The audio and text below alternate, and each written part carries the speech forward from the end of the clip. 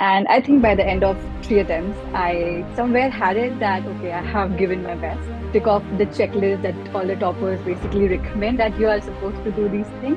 If I'm not able to like clear three attempts, like mains, there must be something wrong. Like even while I used to read, I always felt that, okay, I'm reading this, I'm learning this, but I still didn't know like how to really apply it. How is it actually working?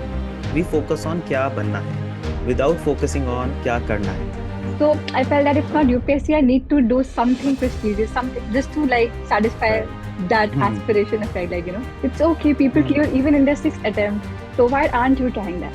And I think only a true aspirant can really understand that what the other aspirants could be going through.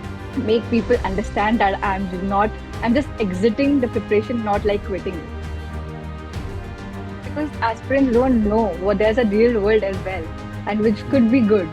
How you decided that you will be going for LSE? In all my interviews, they usually ask, show me an instance where you have done these things. It's like should have like such instances ready, like from your experience. If you don't have it, then build those. Be on the field, like just get out and like get a real job, be a part of a real world because UPSC is not a real world. Like I personally believe that when we transition from the UPSC cycle, there is a small dip in the confidence. I think that's what like UPSC has also taught me. There's nothing which like closes your door ultimately. There would always be a new door. But there are many others who come from, let's say, a normal tier 2 college. Can they also get into these top-notch colleges? I wish Rebounce was there when I was transitioning, so maybe my journey would have been a little more smooth. Rebounce is like a great platform for the aspirants to like help them get those skills and evidence. Hello, everyone. Today we have with us Shubha Jain. Shubha is a public policy professional currently pursuing her master's in applied development economics from the prestigious London School of Economics. Shubha did her graduation from SRCC in the BA Economics Honors. After that, she spent around 3 years preparing for this exam, 2.5, 3 years. But when things did not work out her way, she decided to take another pathway. She worked with a local NGO initially, then worked with EY in its Government and Public Service Advisory Division for a couple of years before getting into the prestigious London School of Economics. Shubha also worked for a short period of time as a graduate consultant with United Nations. Glad to have you here, Shubha. Thank you, Jigyasu, for like inviting me here. Today, we are going to have a very detailed discussion with Shubha on the various type of career opportunities which can be explored by UPSC aspirants, what lies ahead, the kind of how to get into something like LSE or likes, the kind of exit opportunities which exist there, and a lot of other things. So I'm sure this discussion is going to be highly, highly beneficial and to the point for every UPSC aspirant who is looking for any opportunity beyond UPSC or just looking for some more clarity about things which can be explored beyond this exam. So, Shubha, just to begin with, let's start from the very start, the time you started preparing for UPSC. So, what initially motivated you to prepare for this exam? Honestly, when I decided to like be an IAS officer, I didn't even know what IAS stood for. It was my father's dream that he wanted me because he always saw that I have a dedication for like social service. I like helping people. So he also knew that I have been good in academics. So I have like a good grasp over things. So he somewhere saw that spark and he thought that I could crack that exam to work towards this goal because I realized that maybe this was like one of the best path possible to deliver something on the ground and like just contribute to the society. Hmm. Okay, all right. So it was more of a childhood dream. Yeah, Initially, the seed of it was born by your father. So usually yeah, that is how it happens. We at Rebounce interacted with a lot of people, and we felt that somehow in our childhood we have that seed, and whenever we get an opportunity, it becomes a plant. yeah. Okay, so Shubha, can you also double click on your overall journey in the UPSC preparation? How many attempts you gave? Till Yeah. what stage were you able to reach and other stuffs? So I started my UPSC journey when I was in second year of my graduation. So Hmm. initially, I just like started like, with some local coachings, and then eventually pivoted to like self study. So I gave like three attempts in Hmm. total, where I was able to like clear prelims in all my stages, but couldn't really get past the main stage. I gave my first attempt right after college as well, like right after I graduated. The journey continued, but at the end of 3 years, I felt I already had this target in mind that maybe I could just go for three maximum attempts, that I should be satisfied with my attempts. I should feel that, okay, I have given my 100%. And I think by the end of 3 attempts, I somewhere had it that, okay, I have given my best. I gave it my all at that moment. Obviously, when you think of it, there's scope for more. There's scope of like more answer writing, more newspaper reading, more like just memorizing the facts and like getting more value addition materials. But I think somewhere you knew that like, okay, I'm good. I prepared well. Like you were able to like just tick off the checklist that all the toppers basically recommend, that you are supposed to do these things. So in a way that your heart knows that, okay, you have given your best. Okay, all right, excellent. So when we talk about an exam like UPSC with the syllabus of an ocean, obviously there is some scope for improvement. Even after Yeah, 6 attempts, you will feel that maybe I could have done this. Things yeah, would have changed a bit. Okay, all right. But Shubha, going by the traditional conventional thought process which coaching institutes typically say, you gave 3 prelims, qualified all of them. So had you given, let's say, another attempt or 3 more attempts, there was always a significant chance that maybe you might have got selected. yeah. So instead of going by that conventional thought process, why you decided to come out of this cycle after 3 attempts? I think this was mainly because I was also like mentally exhausted at the end of three Hmm. attempts.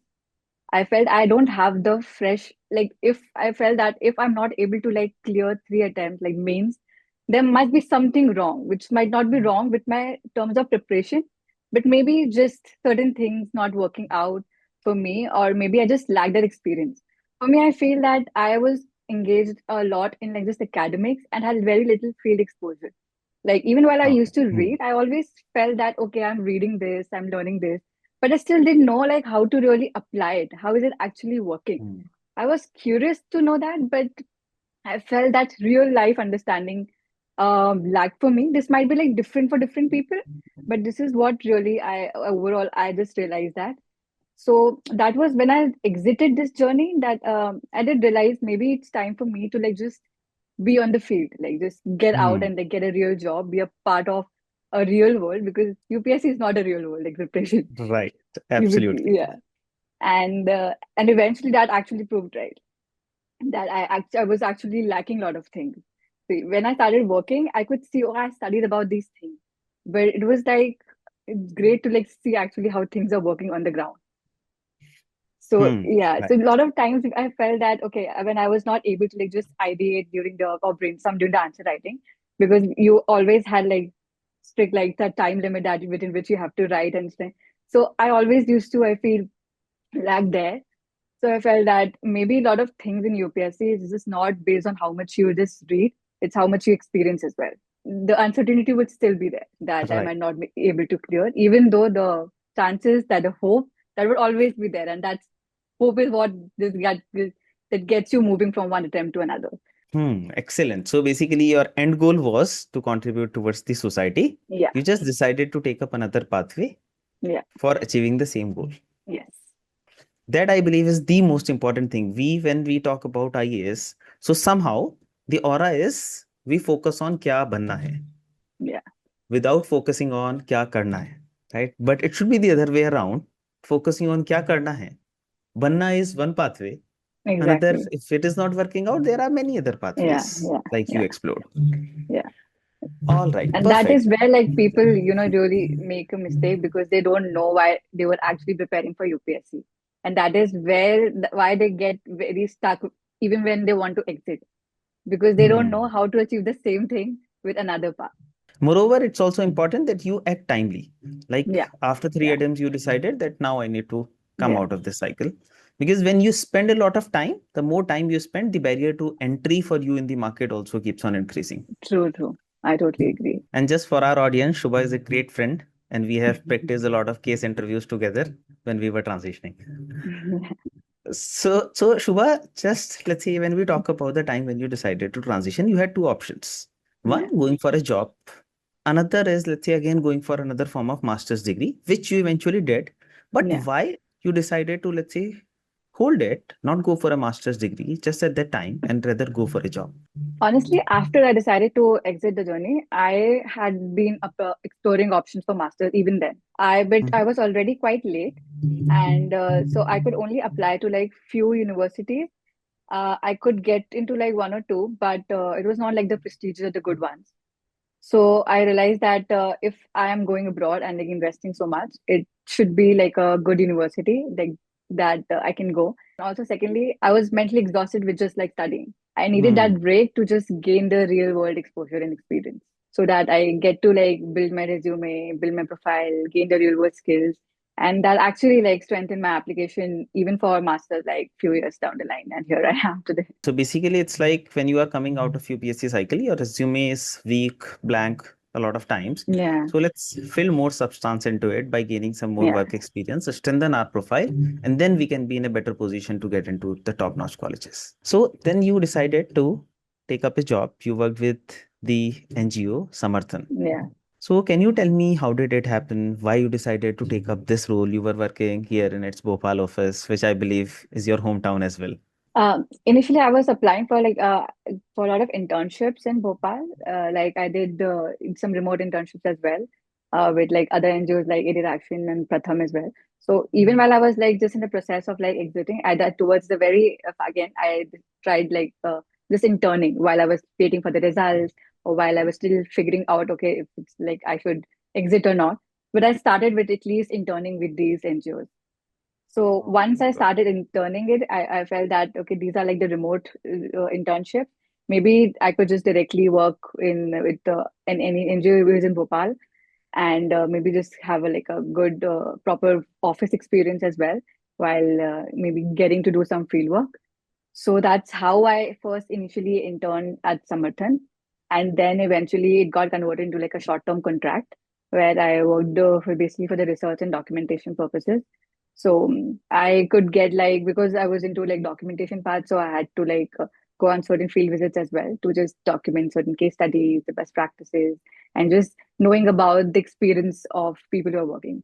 So even that was something eye-opening as well, like, just to interact with people and just get to know whether how things were working and how the NGOs and these grassroots level organizations just can contribute to some certain change. So at the end of the day, the idea was to gain some kind of hands-on experience by Yeah. starting from some point. So, Shubha, here when we interact with candidates, many of them, think that how can I get into a small NGO?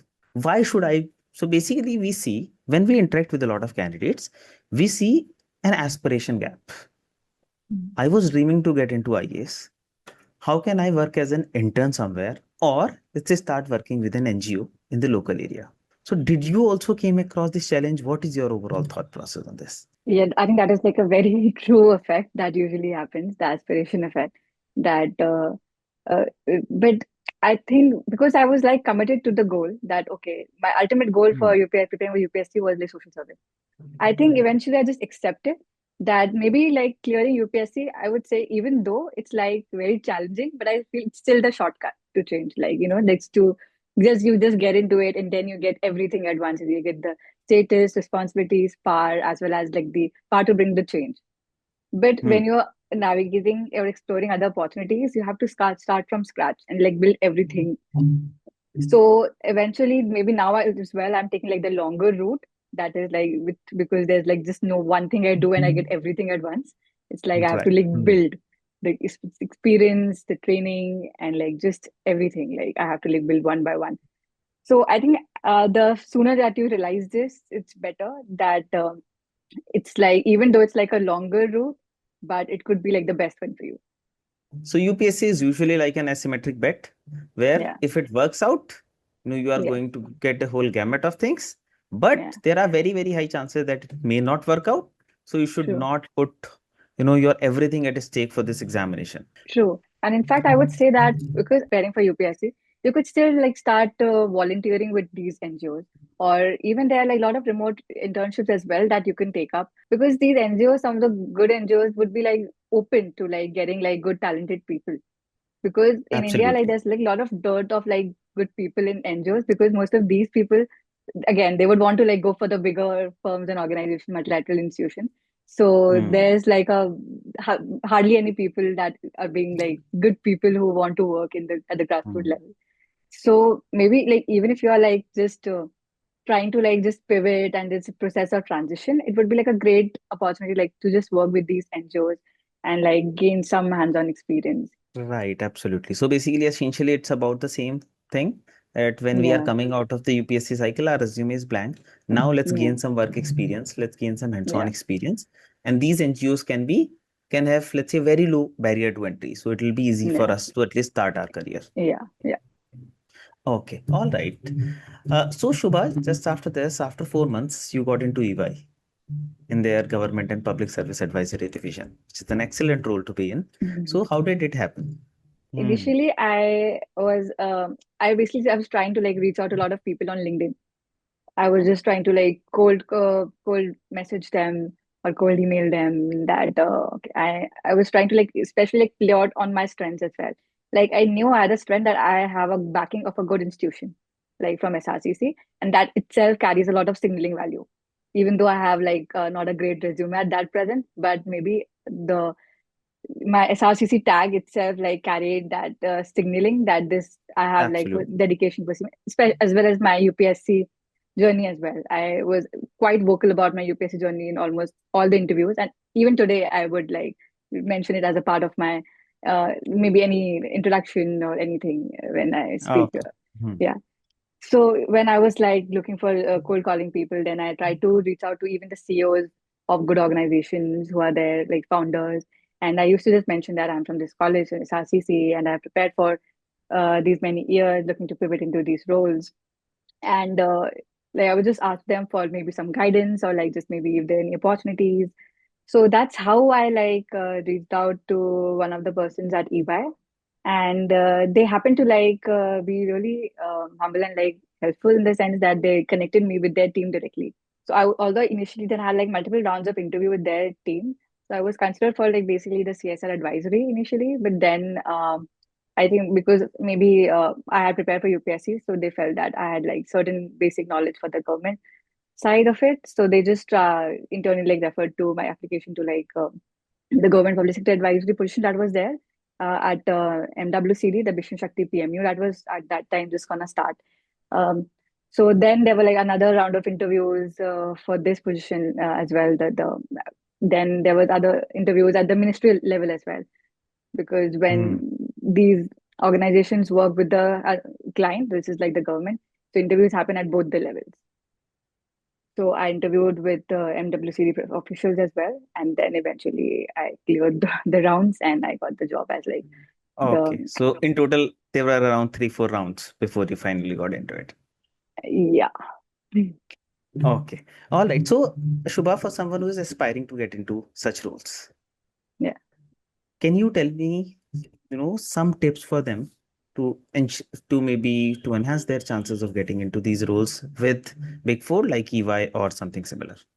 Yeah, firstly, I think just slowly like aligning your background, like in the sense that like because you have already prepared for UPSC, so you know it, you have the skills. Maybe you can just Hmm. work on certain projects that you're able to like just show it.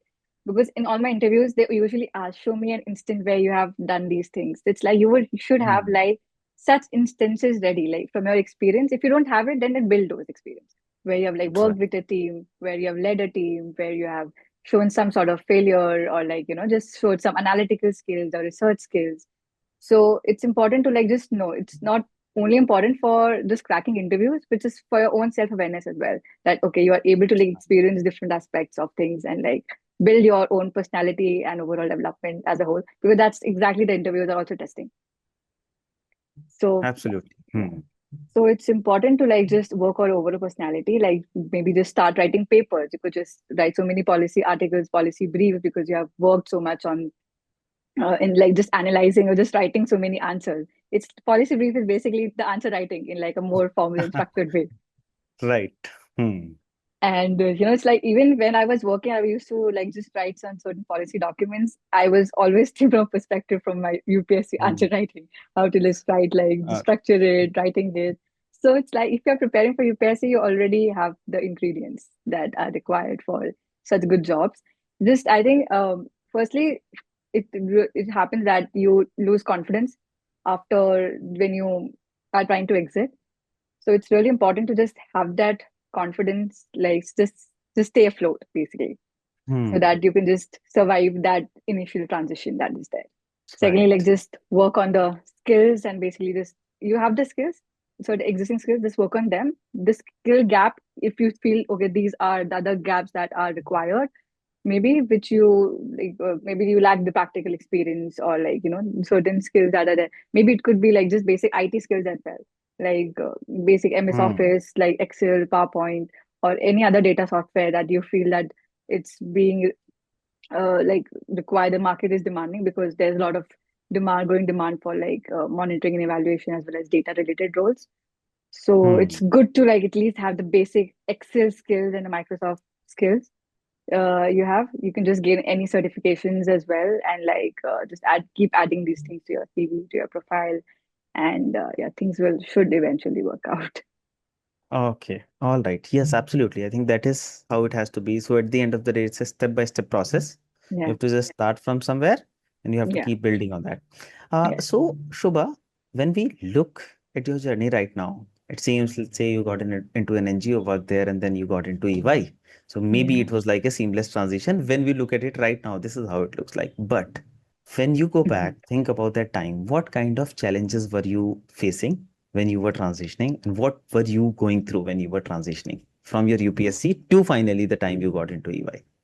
I think firstly it was like a lot of just this challenge of just like, disappointing yourself. I think it did take a toll on me, or this because Hmm. it was like a childhood dream, and I had planned my entire life around UPSC. Hmm. So I think this was like quite a challenge for me, like because even right from coming to Delhi for my graduation, so that I could prepare from Delhi because that's the hub of UPSC preparation.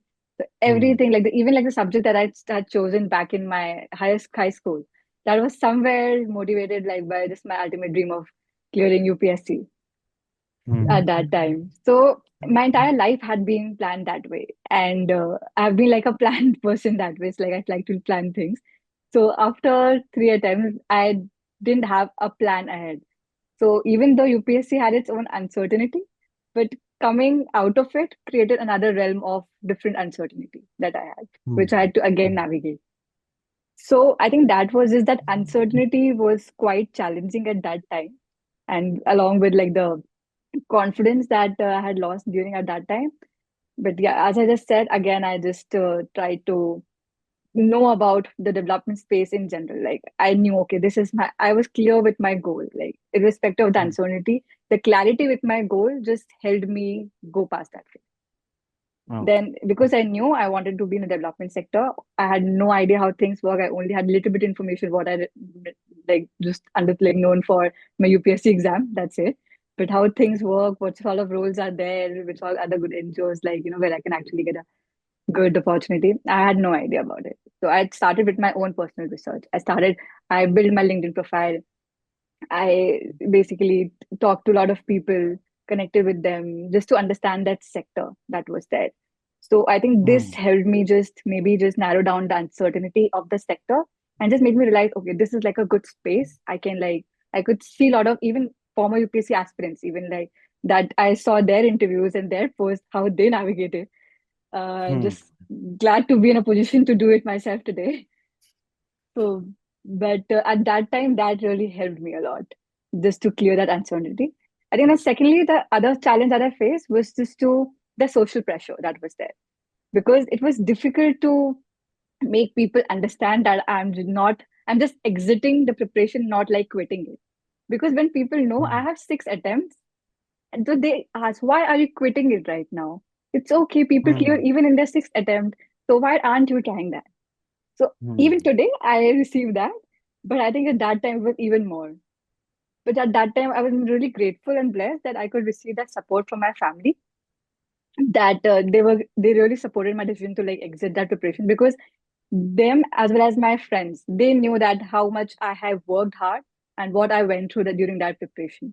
So they were the real witness, and I think only a true aspirant can really understand that what the other aspirant could be going through, and not the world.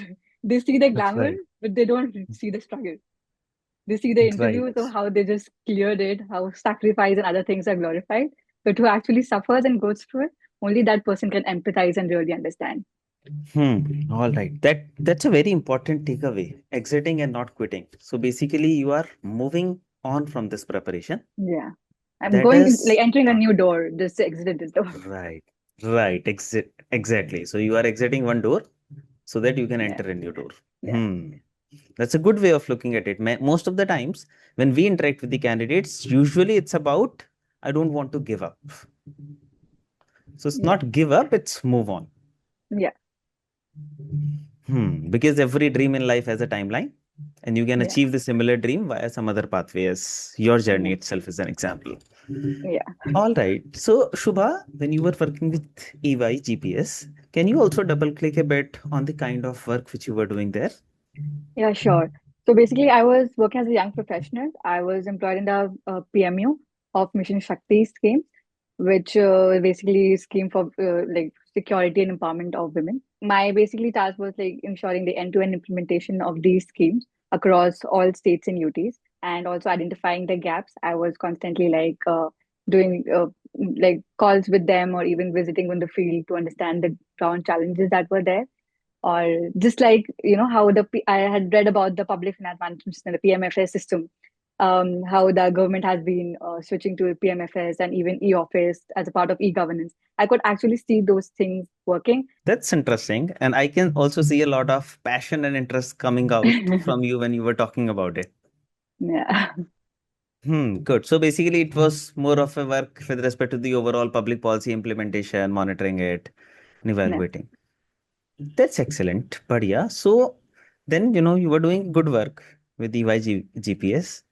Why did you decide to go for a master's program? What especially motivated you? I was faced with a dilemma whether I should go for master's then or should I look for a job. So I just delayed my master's journey, but I knew that eventually I need to complete my qualification because I felt that it might not have been my master's would not be required had I just cleared the exam. But because now I am choosing a different path, that somewhere masters might be required. Again, maybe for signaling, just for skill upgrading, for different factors. But I knew it that masters would be important for my profile in general. So I would want that complete qualification. So I knew I had to do a master's. It was the only a matter of when. So I think after just 2 years, I thought that maybe now I have gained a good exposure, and okay, maybe I can go back to academics again. And I Hmm. also have gained like the good experience as well as like the brand Right. of like both EY as well as MWCD. So I felt that basically got the confidence that I have like a stronger profile now. Hmm. So I feel I can crack these universities, the good universities. So I think that just confidence just helped me. Okay, now I can maybe just go ahead with my master. This would be the right time. And again, like after a while, like a lot of things at work, this starts to get like saturated as well. You need more growth Hmm. as well. So there was a point at work as well that happened that maybe I need to like switch for my own personal growth as well. So instead of going to for another job, I decided to just go with my master's. When you talk about masters, usually the candidates have this question, should I be going for a master's in India or outside India? And then after that, it's a question about how to choose the college as you decided to go with Yeah. the London School of Economics. We'll come to Yeah. that after this. But how you decided that you should be going for masters outside India instead of pursuing it in India? Firstly, I think it was also in India. There are definitely like so many good colleges, especially if people go for MBAs and other masters as well. I think I was clear that I wanted to do development economics in a way. Oh. And India doesn't, Hmm. in a lot of good universities, they don't have really like a specialized course in development economics. So I think my options in India were already very restricted. Although I tried to like consider tests in other colleges as well. I was not keen on maybe trying for like the IIMs uh, because Hmm. I didn't really know how much because they would like just enhance my personality in a way and like give me a lot of good signaling other things. But again, I was not sure how much I can directly apply to the social impact space Right. development Hmm. because I felt that I already have like background in economics. I have the passion for social work. That's what I'm committed to as well. So the development backing, the theoretical or the like the academic backing was kind of lagging. So and India didn't really had like a lot of specific opportunities for that. It was like a natural course for me to like maybe look for opportunities outside of India. All right, that makes sense. Also, most of the times, the kind of exit opportunities which a college like LSE or likes can provide, you can not usually find those type of exit opportunities, especially after doing a public policy or similar type of program from India, Yeah, yeah. right? And another thing was because, in a way, as you had also mentioned about the aspiration thing, that okay, you were aspiring Hmm. for UPSC, then again you started working at a lot level, which somewhere you know that okay, you are capable of doing it. But you already had that belief that okay, I had this. That's why you started appearing for this exam in the first place. So I felt that if not UPSC, I need to do something prestigious, something just to like satisfy Right. that Hmm. aspiration effect, like just the gap between your belief and your aspiration and your actual achievement. Yes, certainly. I think the brand certainly gives you some kind of edge, at least to start your Yeah, career, and yeah. something like Hopefully, LSE I'm on your like resume yes, yes. helps. Yeah, yeah, definitely. Like I'm definitely because I haven't like actively started looking for jobs again, but I'm sure that the LSE brand on my resume would definitely help me. So, Shubha, you talked about that you wanted to get into the development economics. Yeah. Now, a lot of candidates also have this confusion, starting with MBA, Hmm. MPP, MPA, or MA in a specific area. So, Yeah. how did you decide, and how, or any other framework or something which you would like to suggest to the candidates so that they can decide whether they should go for an MBA, MPP, MA, or something else?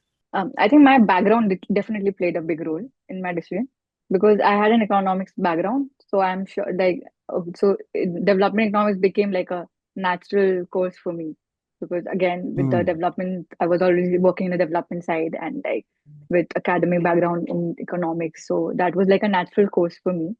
But I was also pursuing like open to like MPP and other maybe MA in like development studies as well, although they were not my priority. But I was okay with it because again, I was thinking of like what sort of opportunities that would be available to all these roles. When I was even like looking for jobs at the very initial level while I was exiting, I used to like look at a lot of job descriptions that were there. So just Hmm. to Hmm. Hmm. see what would the expected qualification for these good positions. What are the academic universities they usually suggest? Okay, these are the certain an MBA preferred or an economic grad preferred or like social MS in MA in like social work that is preferred. So I used to look at these. What are like my what I think of a good organization is, and where Hmm. and what they are Got really it. expecting. I used to like go to like multiple of these job descriptions and just see like, and I found that economics is like a common one. Like besides MBA, MBA was definitely there because it's like a generalist role that can fit in like most of the things. But I think yeah, economics was also there and then that just reinforced my decision because I already had a background in economics. So I Hmm. felt that that would be the right path for me. For other students, I would still maybe suggest them that you should also like look at existing qualifications that you have. If you are from a social science background, maybe you could maybe see where exactly what the market is demanding. Like if you are clear you want to work in the public policy sector as well, then I think MPP is really good. And MBA is, you also have to like look MBA is also like great if you want to be open to not just like policy based roles, but like consulting in general or like even having your own enterprise someday, own venture, because that definitely gives you some skills. But again, the financing part does come into play in your decisions that are there. But like, even for me, like just to decide whether I should go for like 2 year or 1 year, given I know that ROI for the development sector is kind of uncertain. So I think I thought maybe Hmm. 1 year would be our best bet. But if you're thinking of planning in India, and so where it might not, although MBA is expensive, but other courses might not be that expensive. So even that could be a thing. It's about how you want to position yourself after you graduate, in Hmm. what phase. Like like if you want to like go into monitoring evaluation roles, you might maybe like an economics degree would like work as fine as like other degrees as well, like maybe even MPP, because if you're working with the data, if you have like gained those skills. So look at the program structure as well of these universities. So what the skills that you know are required in the market, are they actually you're gonna gain those skills or not? So before deciding like this, like yeah, just know your background well, know what the job market actually requires, the skills that are required, Hmm. and just map it to what the university can offer you. and you're with your Hmm. own choice and preferences for the future. Right, right. That is perfect. So basically, you need to introspect, figure out where you are right now, Yeah, yeah, and you should know where do I want to go. At the end yeah, of the day, this is just like one letter towards the same thing. yes, yes, Figure out and what type of roles I want to get into and what type of degrees are needed to get into it. Accordingly, yeah, you can figure out. yeah, In fact, this importance of taking some kind of work experience so that you have more clarity about how yeah, you would like to take your life ahead instead yeah, of just leaving your UPSC journey and just going for a random master's program because you are getting an admit in that. That may yeah, not make a lot of sense in this yeah. manner. Coming to the second part of it, which is about how you decided that you will be going for LSE over, let's say, some other colleges, prestigious colleges outside India. So I had applied for like three universities in total. I had only applied in UK. I did not apply in US. I think my decision there came from like 2 year versus 1 year masters. I Hmm. know each of them have their own benefits and like costs, but I think the 1 year became because only I knew that the real learning comes from working itself. But I needed like the credibility as well as just my Right. qualification, as well as some theoretical backing and certain skills, which I felt that even 1 year master would make like could help me with, and especially with like lesser fees as well, like lesser financial cost as well. So Right. that did shape my decision to like just only apply to the UK universities. And again, I was clear I'd only want to apply to the good ones. So I had selected Institute of Development Studies, which is under University of Sussex, which is like highly rated Hmm. for like development studies. And then I applied like to LSE, and another one was Oxford. So in Oxford, I couldn't really get into because again, it's like very competitive and prestigious, and a very low selection rate. But I could like convert get offers from both the Institute of Development Studies as well as like LSE. Okay. All right. That's excellent. And for someone who is aspiring to, let's say, get into these colleges, can you also double click on the overall selection process? How can they get into it? Firstly, some universities require GRE, but not all universities require it. But just to be on a safer side, I'll just like attach it to my maybe as to my application. I eventually like gave GRE. So that was like the first step that I had done. Then maybe having again the SOP. That is really, I think that's the most important thing for all the applications that are there. So SOP Hmm. is like really important, where you have to tell about yourself, your journey, why you want to get into this university, as well as why you want to get into this specific course. Your own personal essay that you have to write, where you just Hmm. convince them that you're really inclined to get into their course. And then certain universities also have like some university like Oxford had given like proper prompts, different prompts, especially for their MPP course, where they Okay. used to tell them, give an instance where you worked for this, or like able to help people like create like a led a project, or they had like certain prompts added, so they wanted it very structured. LSE was Okay. open, and then like you could just frame it the way you want it to be while it's covering the specifics, like the essentials. And so yeah, it was like then you also require letters of references. So Okay.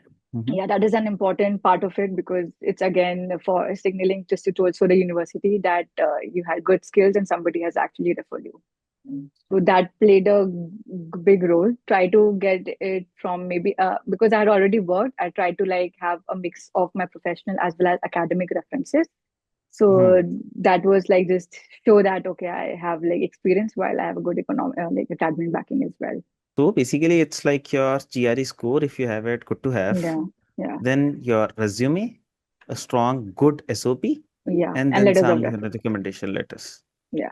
And yeah, lastly, also like in Oxford, you also had to like submit like a reflective policy brief, or like in other development economic course that are applied, you also require to your academic paper. It could be academic commentary or article that you write on certain social issue.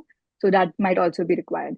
And even like it's good to just write one in general, and you could even back your normal applications like as an additional document, even if they don't explicitly require it, just to show that your Hmm. additional skill. It's like just give you like a preference because you have made that extra effort, or like just show that you are not just writing that in SOP, but you are actually giving them evidence of your work as Also, can you provide three tips for our audience to ace the overall selection process of these top-notch institutions? well. Make your SOP like a personal story. Like Hmm. doesn't have to be generic, which people know. It should be unique to you, and just tailor it to each of the specific universities that you would be applying to. Second, like also just be know the university as well as the college that you are doing, because again, when you are sure about why you want to do it, it would reflect in your writing as well when you are framing things, and that would just also give you like the confidence and the conviction to crack the application process. To just talk to more people who are already studying there, or like who might have graduated from there again. So talk to these people. I think I had like reached out to a lot of these folks from on LinkedIn, and they really helped me a lot. I even got my SOPs reviewed from a lot of these people. So it's important to like get the insights from the people who are actually studying there. So like talk to more people and just gain the reality. And thirdly, like it's better like to have like an evidence of your those skills that you would be writing. If if you are directly going after Hmm. graduation or like after like UPSC journey, good to have like a research piece, it's which you can attach. When candidates apply for a job in the market as well in here in Yeah, India, we typically advise that you need to first have good skills, relevant skills, and some proof of work on those yeah, skills, which can come via building some project and writing some yeah, kind of paper on that, so that now I can say I'm not just saying that I have these yeah, skills, I have a proven experience on those skills, and this is the proof. yeah. True. That is totally true. So this is, in fact, the program Applied Public Policy Lab, which we have designed at Rebounce. Fundamentally, the structure of the program is such that in initial 2 months, you gain comprehensive skills like, you must be able to connect with all those things like, theory of change, log frame, quantitative analysis, qualitative analysis, policy advocacy. So all those things. And more importantly, in phase two, you build a project where you apply all those skills. And finally, you come up with some kind of white paper, which is again your original authentic work. So now this way you can showcase it to the recruiter tomorrow. If you go for a master's program, I'm sure you can show such type of authentic papers to the recruiters, or let's say to the colleges there as well. The most important thing is, again, this is an advice for all our audience. Most of the time we tend to now, especially in this world of artificial intelligence, we tend to just copy paste some of the content, use AI and generate the content from there. That does Yeah, not carry a lot of value. You have to come up yeah, with the true. original authentic work. True. That is very true. And like such a great initiative that Rebounce has taken. I wish Rebounce was there when I was transitioning. So maybe my journey would have been a little more smooth. Because that was exactly the gap that I had. Like I didn't have like, any experience, anything to like show, to like just convince them that I had to like build one by one. But like Rebounce is like a great platform for the aspirants to like help them get those skills and evidence. Yeah, thanks a lot, Shubha. In fact, Rebounce is a product of our journey. I personally faced Yeah. a lot of challenges in making this transition, and you are very well aware of, Yeah. my journey True. That is of so true. transition. Similar was the story of my co-founder Akshat. He Hmm. just transitioned half a decade back, but he also faced these challenges, and that's why, we decided to bridge this gap so that others do not go through what we went through. That is so true. And that is so good of you guys to like start this initiative. Yeah. Thanks a lot, Shubha. So again, going back to the time when, you decided to go for Hmm. LSE. Now, can Hmm. you also tell me how's life at LSE? What are the key learnings, key takeaways from the college which you are getting? Firstly, it's the people. I think because there's a global exposure and global experience with meeting people from such a diverse background. I don't think so. I would have gotten in that in India, like because Hmm. so the people from different parts of the world, just meeting them, interacting them, even just knowing about their own journeys, because they're different journeys that they had. Like like at the very start, I even met a person who was appearing from French civil services, and how we were able to just bond over that. Like we were Hmm. able to experience it, and he what his journey was, and how they like the process of the exam that they have. So it was like just interesting to just know that okay, there are other Hmm. people, maybe they might be from different part of the world, but they could have like the same journey or different journeys. So it's just always the learning from people that is there.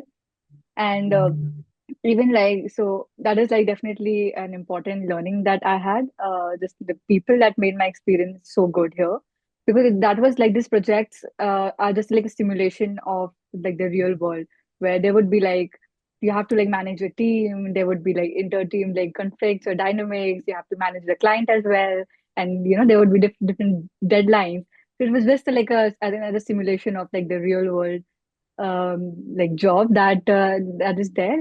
And I got to experience it like an international setting with international team Hmm. and international client. So I think that was definitely like a new experience for me. And thirdly, it was, I think, just London as a city. I just getting your confidence back, because when you go Hmm. outside and you again navigate everything on your own and like just build your place here, you kind of rebuild your confidence, which where you had like lost to UPSC preparation some time back.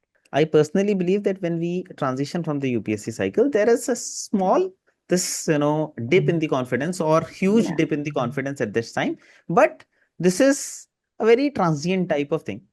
Once yeah, you start doing something and you start excelling in that, you over yeah, time start gaining that confidence. Just like in your case, once you start yeah, excelling, you take up something else. Like now, when yeah. you went to LSE, you start excelling there as well.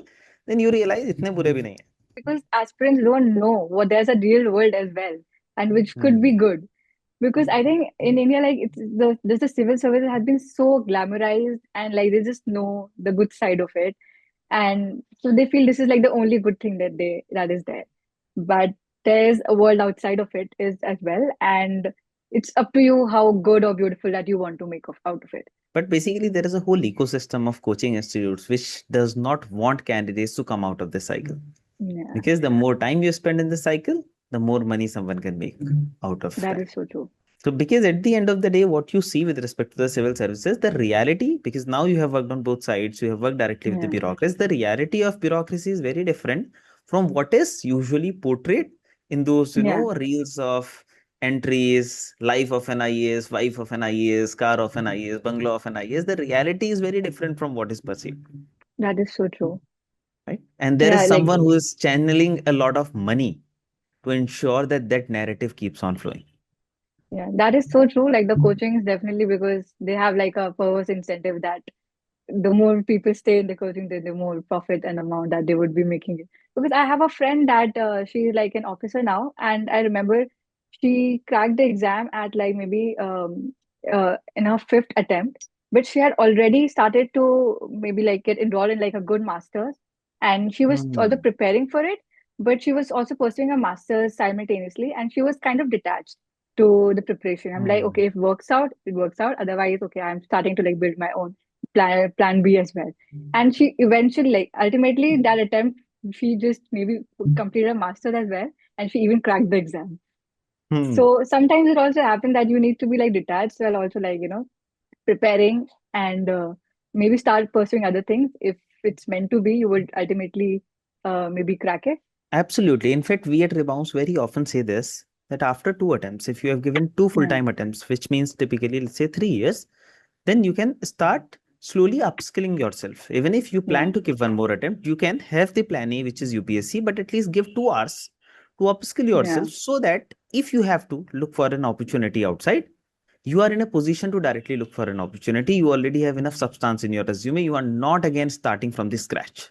So, Shubha, just a little bit of more discussion around your LSC journey. Usually when we talk about the exit opportunities out of a college like LSE, yeah, and this is again especially in the context that a lot of UPSC aspirants we interact with aspire to get into various multilateral institutions like World yeah. Bank, United Nations, and likes.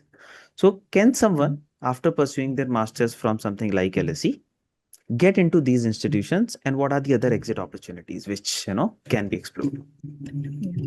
Yeah, definitely. Like coming to LSE and the brand does help you get into the multilateral institutions, but I wouldn't say that it's very easy.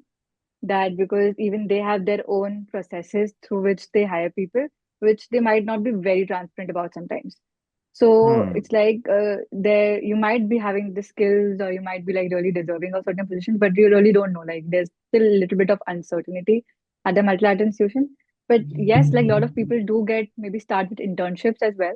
So yes, but initially just getting it's not very easy, I would say, but definitely it's like start step in the right direction. Like if you get into like a good college, so they do Hmm. definitely the chances of your resume getting selected and like you getting at least a chance would definitely increase. Hmm. And what are the other exit opportunities which are usually available or explored by the candidates there? Either other global NGOs as well that you can be part of, other policy think tanks that are there, again the consulting impact consulting firms that are there. So plus right now I think ESG has gained like a lot of good momentum because Hmm. yeah. So ESG is definitely like a growing vertical within the sector, which which has like a lot of demand from the development professionals. So that is one way. Then impact investing as well. I think that's what like UPS has also taught me. There's nothing which like closes your door ultimately. There would always be a new door. Even coming here, Right. it's like nothing that you can't, if you take the decision, you just stuck for life. There would always Right. be Hmm. a way to like just pivot and go Absolutely. from one option to another. Right. That makes sense. We at Rebounce very often say do not associate your identity with the first job you are taking. So Yeah, similar thing applies here as well. You can always yeah. transition from one role to another. You can always experiment. And also you mentioned about social enterprise. We look forward to see you build your own social enterprise so that we can collaborate and maybe share profiles of Yeah, some of the Rebounce candidates. sure. Maybe one day for sure. So, Shubha, a couple of questions with respect to the LSE selection process. We have a lot of candidates at Rebounce. Let's say you had a stellar profile coming from a top-notch college, having a good performance in the UPSC exam as well. But there are many others who come from, let's say, a normal tier 2 college. Can they also get into these top-notch colleges? Yeah, definitely. I think they can get into these colleges. Obviously, like coming from a good university gets it easier for you. But if you're not from it, it's not like the end, like still. Maybe the work experience really matters then. If yeah. And even if you're from a Hmm. tier two college, but you have ranked really well or you had good score, so that would definitely matter. And then maybe you can just compensate it with other aspects of your application. Maybe you can strengthen your work experience out of it. Hmm. So basically, as we very often say that in consulting, you should have some peak in your resume. So even Yeah. if you do not have any peak in the educational background, you can have Yeah. your peak in the work experience Yes. in terms Yes. of the skills and the profile which Yeah. you have. Yeah. And then position your application on that, like just make that the focus of your application. So Right. that In fact, we at the Rebound, attention yeah. doesn't go to the other aspect that okay, you are not coming from the top college. Hmm. Right. So in fact, we at Rebounds have also seen this that you need to have be good with something. Let's say you can have very good educational background or you have good relevant skills and a strong Yeah. portfolio. And usually it is those things which matter more, especially in the development sector, because it's about your competency and passion towards that domain, which they are True. many times evaluating. Okay, all right. And you were talking a bit about the fee and let's say ROI of 1 year program, 2 year program. So for our candidates, can you also tell us something about some scholarships which are available so that they can maybe more avail these programs more easily? Firstly, there are a lot of state college scholarship as well. Like I think like state of Rajasthan, they do have like a scholarship. So firstly, you should check out your state scholarship, especially like for women candidates. They usually have like these scholarships where they would want you to like go abroad and like study.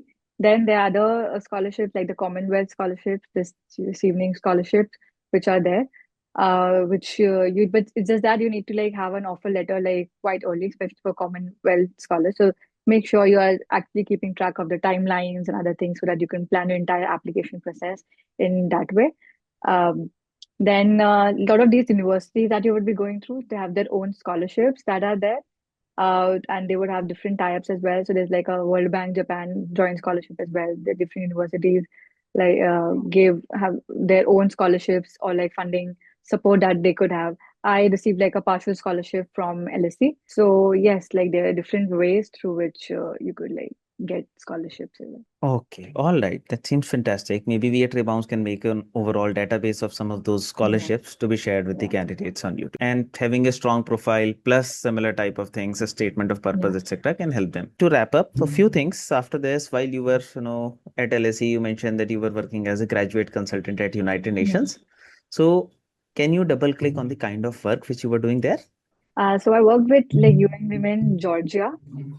So we were given like a problem, the statement that we need to help them basically the agriculture extension services that are there that not being helpful for the women, that not being utilized. Utilization rates for women have been very low there. So how to make these agriculture extension services more inclusive and beneficial for women, that was like the main question that we were trying to help them with. So that's how we try to like just analyze this the problem through breaking into like the demand side and the supply side of things, where we conducted interviews for the supply side stakeholders, like all the other government agencies as well as other international NGOs or organizations that were directly involved in implementation of these schemes. And on the supply side, demand side, we conducted like a survey for the women beneficiaries that are there. Although like it had to be conducted with the Georgian, which we got like the translation access, like help from UN Okay. women themselves. All right. That is excellent. So that is excellent. And glad that you were able to showcase that you were able to use your UPSC knowledge in some way or the other here as well. Yeah. We even used like Indian case studies as well.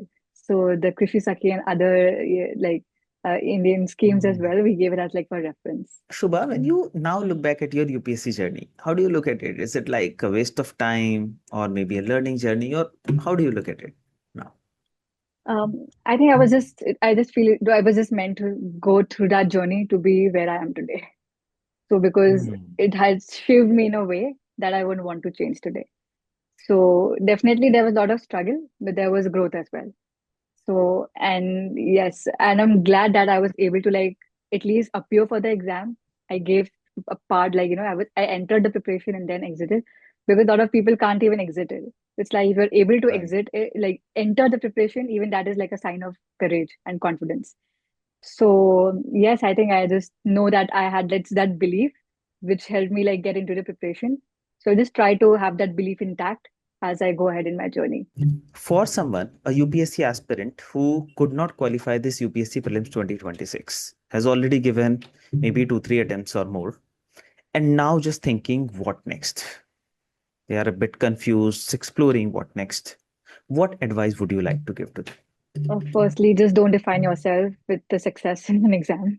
That it's okay. I think the failure tells more about the exam than it tells about you. So just don't Hmm. personally like take it personally, and it's okay to not being able to like clear this exam. Secondly, like we start being more self-aware about what you like, what are your own skills, and what do you want. I think self-awareness is like a key. It just helps you sustain in the preparation or even exit it. So, or even like you could even start with like the things that you know that you don't want at all. Because sometimes even the reverse helps you to just like get to it what you want. So just try like get more like talk to more people, start getting connected, because this journey just like isolates you and you don't even know like after a while if you feel that you've just even lost the communication skills. So maybe Hmm. start one by one. Start. I think LinkedIn is a great platform. I think that's really helped me a lot in my professional journey. And I think Rebounce is there to like help the aspirants now as well. But like just connecting with people, because it's like you just get to know a lot of things, which because even though if you Hmm. learn and learn so much, read so much, but that's the thing, you would still know a very less of what is actually there. All right. Thanks a lot, Shubha, for sharing it so well. I'm 100% confident that the candidates who are going to watch it will benefit immensely from this interaction. That was my If they, intention as well. Would really love that if I could be of like little bit help to aspirants, because I've been there. I've been through that struggle. So like would always be happy to help as many people as possible through my own journey. and I'm sure your words of wisdom will help them a lot. It's my humble request to all our audience. If you're watching it, if you benefited from it, please like, comment, subscribe, and share it with your peers so that they can also benefit. We at Rebounce have a very fundamental belief that everyone deserves a second chance. All our actions are intended towards ensuring that we realize this belief, because we believe that UPSC cannot define you and you deserve a second chance to prove your worth. Thanks a lot for staying till this time. Thank you.